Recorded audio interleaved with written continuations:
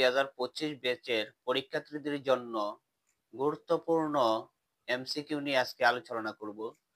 আর HSC ICT তৃতীয় অধ্যায়ের logic circuit থেকে এমসিকিউ গুলো আসলে আমরা কিভাবে শর্ট টেকনিকে সমাধান করব সেই বিষয়ে আজকের ক্লাস। তা তাহলে আজকের ক্লাসটি কিন্তু খুবই গুরুত্বপূর্ণ। এই জন্যই আমরা কিন্তু লজিক সার্কিট থেকে এমসিকিউ গুলো আসলে আমরা কিন্তু সমাধান করতে পারি না। যেমন আমরা এখানে একটা দেখি, এখানে দেখো একটা ডাক লিখছি, কোন গেটের সকল ইনপুট 0 হলে আউটপুট 1 হবে। এই টাইপের এমসিকিউ গুলো কিন্তু আমরা পরীক্ষার মধ্যে বারবারই ভুল করি। কেন ভুল করি? কারণ আমরা এই নিয়মের টেকনিকটা কিন্তু আমরা অনেকেই জানি না যে ইনপুট 0 হলে আউটপুট কত হবে? 1 হবে। এখানে কি কি আছে দেখো, NAND গেট, নর গেট, XNOR, মানে কি এখানে একটা বহু নির্বাচনী দেওয়া আছে তিনটা। এখন এই তিনটার মধ্যে কোনটা কোনটা সঠিক? তাহলে এখানে অপশন দেওয়া আছে, নিচের কোনটি সঠিক? ক নাম্বারে দেওয়া আছে 1 ও 2, খ নাম্বারে দেওয়া আছে 1 ও 3, গ নাম্বারে দেওয়া আছে 2 ও 3, ঘ নাম্বারে দেওয়া আছে 1, 2 ও 3। তাহলে এখানে সঠিক আমরা কিভাবে বুঝবো? তাহলে আজকের ক্লাসটি কিন্তু খুবই গুরুত্বপূর্ণ। এই জন্য আজকের ক্লাসে আমরা শিখতে পারবো যে কোনো গেট থেকে ইনপুট 0 হলে আউটপুট 1 হবে বা ইনপুট 1 হলে আউটপুট 0 হবে, আমরা সহজেই বের করতে পারবো। তাহলে আজকের ক্লাসটি সবাই আমরা মনোযোগ সহকারে দেখব।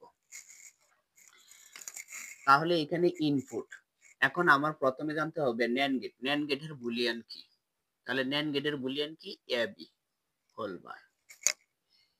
এখন AB, তাহলে এর মানও 0, B এর মানও 0। এখন এই এর উপরে বার, B এর উপরে বার, তাহলে 2 এর উপরে বার দিলাম। এখন দেওয়া দুইটা 0, তাহলে আমরা একটা 0 লিখতে পারি। একটা 0 উপরে বার হলে কি হইব? 1 হবে। তাহলে 1, এখানে কি আউটপুট 1 চাইছে, তাহলে NAND গেট মিলছে।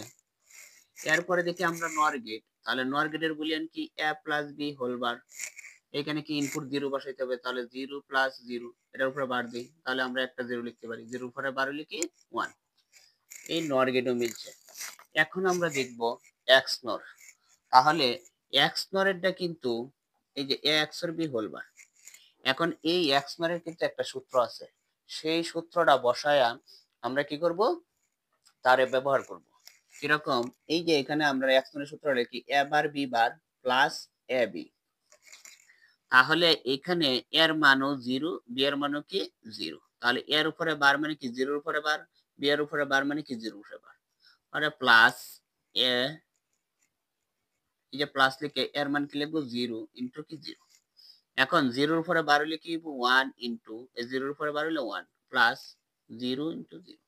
এখন 1 এ অনেক গুণ দিলে 1 প্লাস 0 দিয়ে 0 রে গুণ দিলে কি হইব? 0। এখন দাও 1 0 যোগ দিলে কি হইব? 1। তাহলে XNOR এরটাও কি 1 হইছে, তাহলে XNOR সঠিক। এখন দেখো এই তিনটা কোনটার মধ্যে আছে? 4 নম্বরে আছে, 1 ও 2 ও 3, তাহলে 4 নম্বরটা সঠিক। আর আজকের ক্লাসটি যারা মনোযোগ সহকারে পড়বে বা বুঝবে, তারাই কিন্তু যে কোনো গেট থেকে আসলেও আমরা সহজেই সমাধান করতে পারবো। তাহলে আমার এই ক্লাসটি ভালো লাগলে সবাই লাইক, কমেন্ট ও শেয়ার করবেন। নিত্য নতুন ভিডিও